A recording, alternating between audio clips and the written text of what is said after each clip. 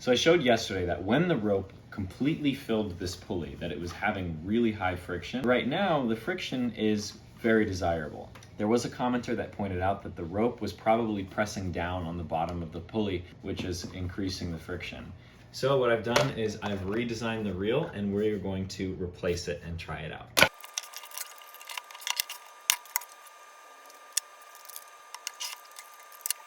Okay, so the new reel is installed. Seems to be maybe even smoother when empty. Let's see if this does a better job of reeling this rope in. Woo! I think we might need to be a bit careful with the tension. I'm gonna try just holding it like this, and then we're gonna see.